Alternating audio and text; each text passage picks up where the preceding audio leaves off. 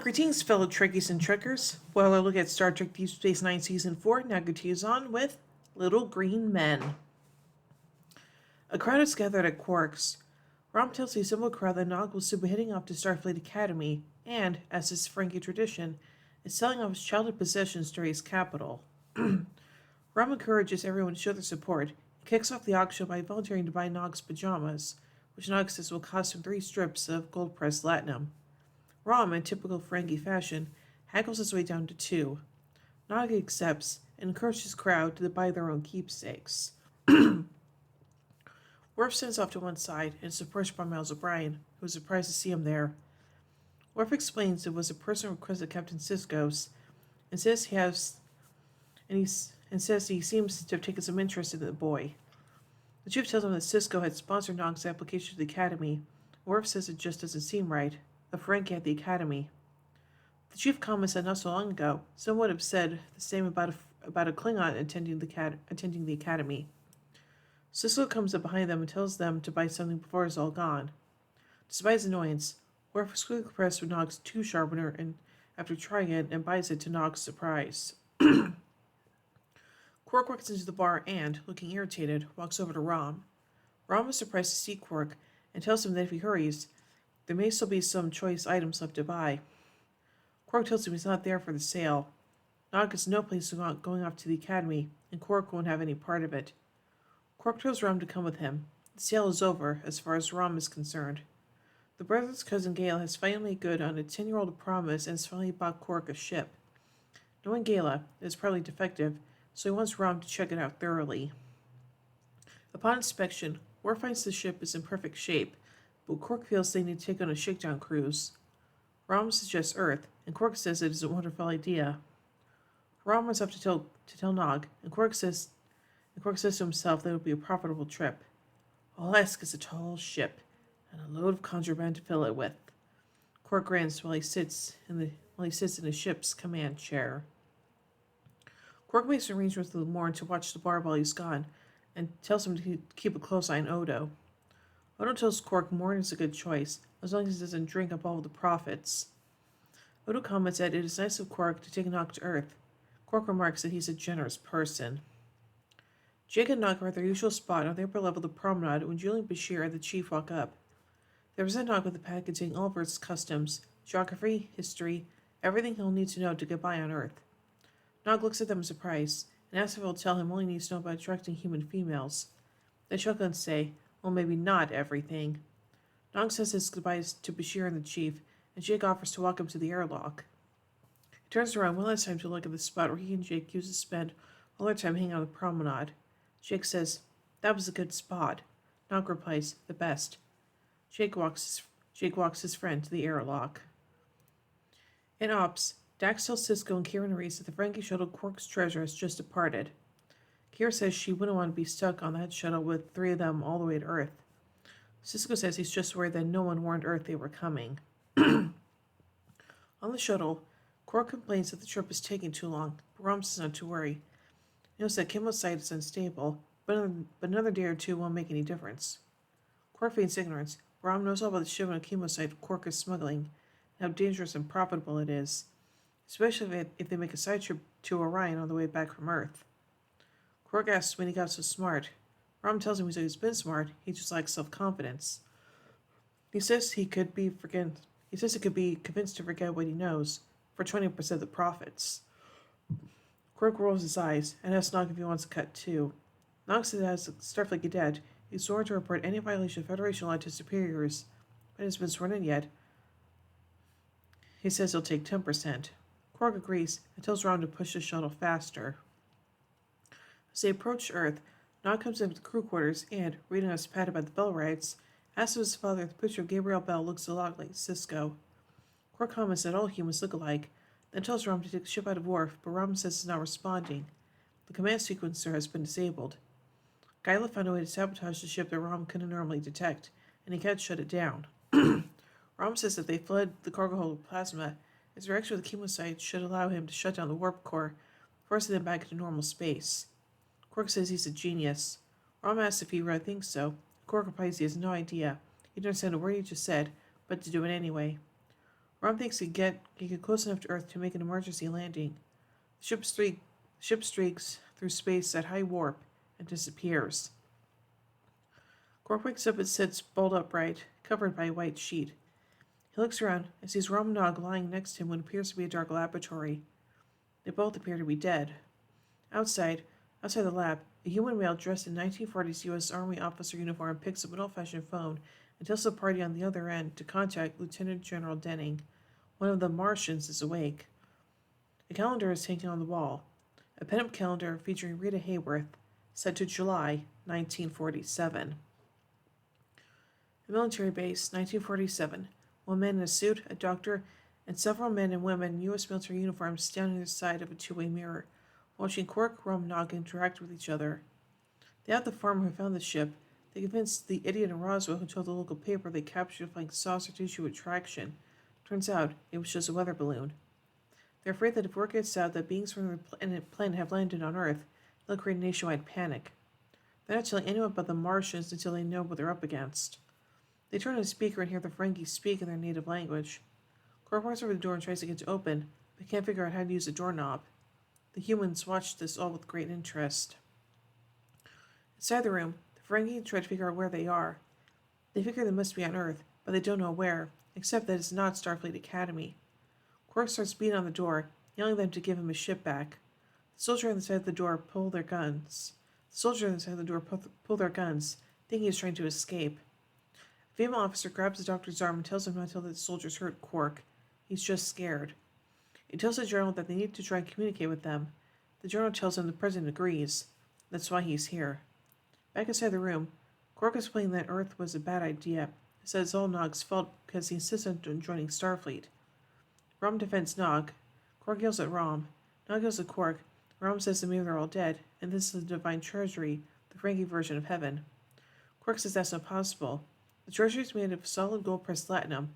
The best exchequer and the celestial auctioneers are missing, and they should be bidding for their lives right now. Rom says that maybe they're another place. Nog says the vault of eternal destitution. Quark scoffs says it's possible. The barb is turning a profit.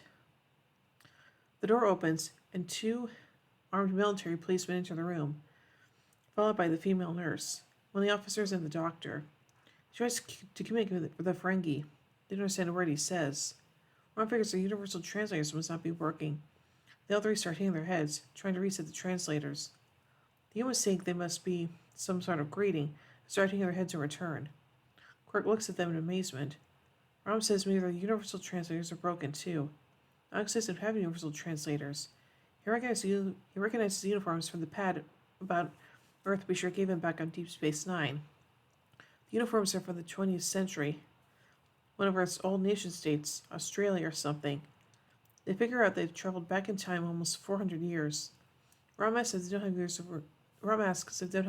have universal translators, then why are they banging their heads?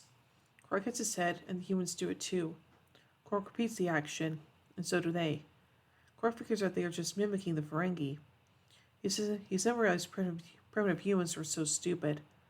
Nog says they're also pretty violent, bigoted, and selfish. Quark says, the three of us, and millions of primitive humans, I like those odds. Thirst takes Quark's blood pressure, and asks for Umax in his native language. She has no idea what he says, of course. She smiles and looks over to the doctor. She tells him she has run every test she can think of, and all she can tell him is they're not human. They watch Rom try to prepare Nog's universal translator and think they're involved in some sort of grooming ritual like gorillas. Strictly assumes that they are father and son, and the doctor wonders if Quark is related somehow. She says for all they know, he could be the mother. The doctor says if that's true, Quark is quite a shrew. One figures out the interference disturbing their translators is coming from beta radiation from nuclear fission.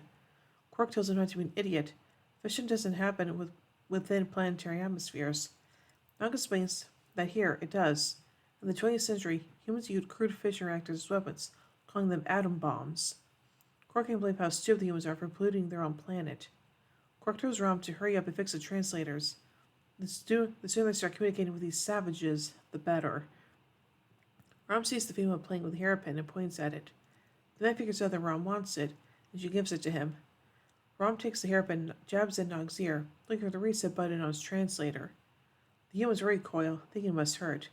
The doctor lights up 2 cigarettes, one for the nurse and one for himself, expresses dismay at not having enough help to try and communicate with the Ferengi. The woman says she's sure he'll find a way. She can't wait to find out how much they can learn from the Ferengi. How maybe in a few years humans have rocket ships of their own and travel the galaxy, exploring new worlds and new civilizations. He chuckles and says that she's a dreamer. She replies, "That's why you love me." He smiles and says that here they are, in the middle of one of the biggest discoveries in human history. All we can think about is how she'll look in her wedding dress. She smiles passionately and says her mother keeps asking where they're going on their honeymoon. She thinks they should go to Niagara Falls. He says who knows, maybe they'll go to Mars. Quark knows the smell of the cigarettes burning, and Nog tells him about tobacco, how poisonous and addictive it is. Rom asks where they get it. Nog tells him it was readily available in stores. Quark is amazed. He says if they'll buy poison, they'll buy anything. Nog says he hopes he wouldn't do anything to disrupt the timeline. They could all cease to exist. In the hangar, the soldiers are examining the ship, but they can't figure out how it runs. The doctor's out for a stroll, and he'll send to pet a German shepherd. The general asks him if they made any progress. The doctor says he would think that creatures as technology advanced as they seem to be would communicate telepathically, but they seem to have a developed language. He says in time a team of linguists should be able to figure it out. The captain says no one else is getting called into the project.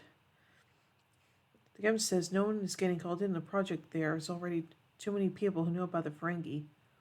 The journal says that President Truman is an impatient man who wants answers, and he wants them now. The nurse comes outside and tells them they need to get in there now. They come inside, and the dog follows them in. Quark announces, so they understand, that he is Quark, the chief financial officer of the Ferengi Alliance, and he has a business proposition for them. The general looks at Quark's ears with a flashlight and says he sees no universal translator. Quark says, "Trust me, it is in there." The general asks how it works, and Quark says it is simple, if you know how. Anything is possible with advanced technology. In typical Ferengi fashion, he then goes into a sales pitch. He is there to open up a market for advanced Ferengi technology with the people of 20th century Earth. Ships, transporters, medicine, replicators, weapons are all available in exchange for gold. The general says Quark reminds him of his brother-in-law, a used car salesman, and not a very good one. Bottom line, he doesn't trust him. Quark threatens to take his business to the Russians, and the general doesn't like that. He says he'll have to get clearance from the president. Quark agrees and offers some free advice. Stop poison pills with tobacco and atom bombs. They'll kill you. The general asks what he knows about atom bombs. Quark improvises and says the Ferengi has watched them for years and know all about humans. He proceeds to showcase this by referencing baseball, root beer, darts, and atom bombs, activities and objects he's learned about from the station's crew over the years. He tells the general to go talk to the president. Rom and Nog are talking to the doctor and his fiancée, telling him all about Ferengar. The German shepherd is sitting on the counter. Rom has just told the doctor that women of Ferengar go around naked, and it is the law. Nurse Garland tells them she's never visiting there, and neither is he. Nog with Garland innocently giving him ooh-mocks. Quark comes back to the room, and Rom asks how his meeting with the general went. He gets Nurse Garland and the doctor to leave the room, and tells him everything is fine. The German shepherd barks at Quark, and he complains that the humans forgot to take it with them. It runs over to him and puts his front paws on his shoulders. The German shepherd morphs into Odo and tells him he's placing Quark under arrest for attempting to smuggle chemosite. He tells him he hid on board the ship, which is in a hangar on the other side of the base. It is damaged, but the engines are functional. They can use it to get away from the base. Nog says that they'll be stuck 400 years in the past. Rom tells them all that if there is enough chemosite left, and if he could find a powerful enough energy source, he might be able to trigger a temporal surge in the subspace continuum and recreate the same kind of time warp that deposited them in this time period, bringing them back to their own time. Odo asks what kind of energy source, but Quark interrupts and tells them all they're not going anywhere, that inside a year they'll be running the whole place. Humans here are cruel, gullible, and greedy, and he can manipulate them. Once they run the whole planet, they'll contact the Ferengi of this time and sell them their ship. Ferengi will warp drive before any other power in the quadrant, instead of a financial empire the likes of which even Grand Naked Set couldn't dream of, and Quark can run it all. Odo says he has a very vivid imagination. The only place they're going is back to their own time. He'll have the ship ready in 6 hours, and they're all going to be on it. Quark says he's not going back, and neither is his ship. Odo says, we'll see about that. He morphs back into a dog and waits by the door. Outside, the captain is pacing by the door when the general pulls up. He tells the captain the president said no deal, not until they know more about the aliens. The captain says he'll figure it out, and the general gives his okay. The captain goes inside the building. Inside, Quark is trying to convince Rom and Nog to stay, but they want to go. 6 MPs enter the room, 3 pistols drawn. They put 3 bags over the Ferengis' heads and escort them none too gently from the room. They are tied to chairs, and the captain begins to interrogate Quark. He tells them if they don't let him go, he'll take his business to the Russians. The captain says that's a good place to start, telling him what he knew about the Russians. Nurse Garland walks up to Quark with a syringe full of liquid. Quark realizes he is in a lot more trouble than he thought. Nurse Garland sticks in Quark's arm and he starts to scream. After 5 injections of sodium pentahol, she tells the captain it's not working. She tells the captain it's wrong. These people are our guests. The captain says they're not people, they're things, invaders from another world, and it's up to them to put an end to whatever the Ferengi might be planning. He grabs the scalpel, threatens to cut Quark open if he doesn't tell him what he wants to hear. Nog asks if there are laws against this kind of thing. The captain tells them not when it comes to national security. He threatens each of them in turn until Rom breaks and tells them it was an accident. That they were meant to come to Earth in the 1940s, and they're from the future, all the while crying for his Mookie. Nog tells the captain what he wants to hear, saying that they're the advanced scouts for the invasion fleet, confirming the captain's fears. He tells the puny Earthlings that they have been studying them for centuries, and they are ripe for conquest. He calls Quark the Supreme Commander.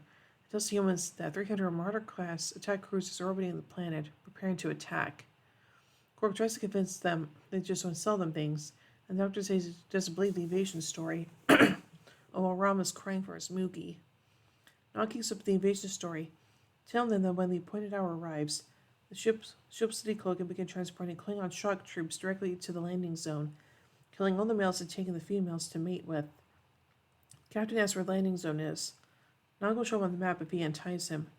When the MPs entice Nog, and there goes to get the general, Nog points to the Great Lakes area, saying the first landing parties will invade here. The captain leans over to get a closer look at the map, and Nog hits him in the stomach and over the head, causing him to drop his M1911. The MP pulls his M1911, and Nurse Garland tells him not to hurt Nog. Nog says it was an accident. He didn't mean to hit the captain. He tripped. The captain tells the MP to shoot Nog, but the doctor takes out the MP before he can fire. Nurse Garland hits the captain over the head with the tray and unties Quark. They tell Ferengi they are helping them escape. Rom asks if they'll get in trouble. Quark says of course not, since the first humans helped them using... Nurse Garland fills in the blank. Your insidious mind control powers. Quark compliments her on quick thinking, and they make their way to the ship. The General and 2 MPs stop them. Quark grabs Nurse Garland and points his finger at her, telling them he'll disintegrate hostage with his death ray. The General says it looks a lot like a finger to him. With this distraction, Odo shapeshifts out of a nearby truck and takes out the 2 MPs and the General. They commandeer a jeep and get to the hangar. The doctor tells them an atomic blast will occur in 7 minutes. Quark thanks the 2 humans, and Nurse Garland says that she only hopes one day man can travel the stars and take his place among the vast lines of Rom, amongst the vast lines of planets. Rom corrects her. Federation. Quark stops him from explaining further, saying that he's an idiot. Frank can get in their ship and take off. The captain gets the General and asks, what do we do now? The General says, about what, Captain? All we were found was a crushed weather balloon. Rom tells them all they have to do is find directly into atomic blast, expose the chemosite to the beta radiation and engage the warp engines, and will cross over his time warp that they can just ride home. Odo tells Quark if it doesn't work, he'll hold him personally responsible. At the target site, the bomb goes off, and the ship gets buffeted by the explosion. The ship materializes in Earth orbit back in their own time. Back on DS9, Quark complains to Rom that they could have ruled the galaxy. Now it's nothing, not even a shuttle. Rom reminds him he still has the bar, at least he got enough from selling the shuttle for salvage to book them passage home. Odo grabs Quark and tells him he's under arrest for chemosite smuggling. Quark tells him he has no evidence. He's of all the human side getting back to the 21st century. Odo tells him to tell it to the Arbiter. Quark tells Rom to get him out of this. Rom says to contact cousin Guyla. He's sure to know a good lawyer. Mm-hmm. Alrighty. So let's take a look at some trivia surrounding this episode. All is good, a tall ship, and a load of contraband to fill it with. It's a paraphrase of John Masefield's famous poem, Sea Fever, which includes the line, All ask is a tall ship, and a star to steer her by, which is also the quote on the USS Defiance dedication plaque. It was also quoted twice before by James C. Kirk in The Ultimate Computer and in Star Trek V, The Final Frontier. Reference rules of acquisition, number 203. The customers are like razor-toothed greenworms. They are succulent, but sometimes they bite back. And 62. The riskier the road, the greater the profit. Truss Napier played the musical and free-spirited Adam in the Star Trek original series third season episode The Way to Eden, a major contrast to the hard-nosed general he plays here.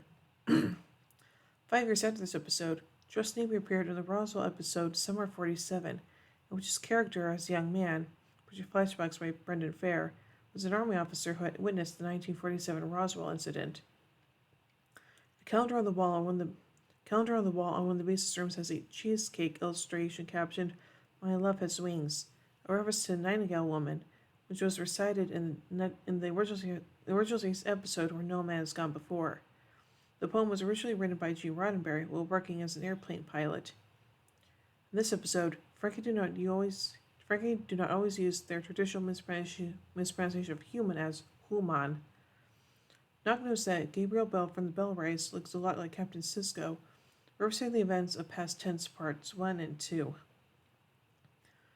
This episode first aired more than a year before the premiere of Star Trek First Contact, and it said Vulcans were the first alien race to have official contact with humans. General Denning says, Did you take care of that idiot in Roswell who told the press we captured a flying saucer? It's referencing to press release of Colonel William H. Blanchard on July 8, 1947, which stated that the Air Force had in their possession a flying saucer. Blanchard was the commander of the 509th Bomb Group at Roswell Army Airfield. A second statement was released shortly thereafter, which denied Blanchard's claim, saying that the debris was simply from a crashed weather balloon. Danning's description of President Truman as a piano-playing Democrat is in a time when all Star Trek that democratically elected figure is identified by the political party he or she is affiliated with. This episode firmly establishes being the universal translator of the Quark, Rom, and Nog are never actually speaking English in the series. It's reasonable, though, that Nog will have to learn at least a basic common language of the Federation, not necessarily actual English, in case the translators malfunction. The pajamas purchased at Rom at the start of the episode seem to be the same shirt worn by Sovak in the Next Generation third episode Captain's Holiday. Avery Brooks, who plays Benjamin Sisko, has only 2 lines in this episode. And Quark speaks of his cousin Gala and mentions to Rom that he loaned him the Latinum to start up his munitions consortium. The munitions consortium will be seen in the 5th season episode Business as Usual, when Gala tries to recruit Quark into it. There were no weapons. There were no nuclear weapons tests in the United States or anywhere else in the world in 1947. At that time, all atomic testing was being conducted at the Pacific Proving Ground and Awadoc and Bikini Atolls in the Pacific Ocean. The Nevada Proving Ground, which plays a pivotal role in getting the Ferengi back to their own time, did not open for business until January 1951. Based on Quark's line, once we get things in order here, we'll contact the Ferengi homeworld and sell them our ship. The Ferengi will warp drive technology centuries before humans or Klingons or even the Vulcans. It established that Kronos and Vulcan had not yet become more capable by 1947. However, in Star Trek First Contact, it was established that humans would achieve warp drive in only another 116 years from 1947, so exactly centuries later. It was also established in Carbon Creek that Vulcans had warp-capable ships only 10 years later. Moreover, it's been established in several episodes that Vulcans and Klingons possess interstellar travel capability long before 1987. We saw the Endorian incident. The first known instance of Vulcan interstellar travel was around 850 BC, when the Vulcan Gem monastery was built outside the Vulcan system.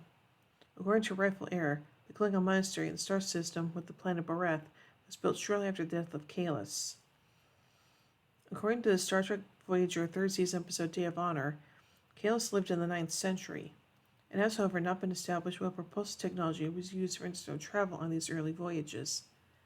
That Quark may have been accurate with this century statement might, however, indicate that he was also inaccurate about the fact that Vulcans and Klingons were not yet warp capable.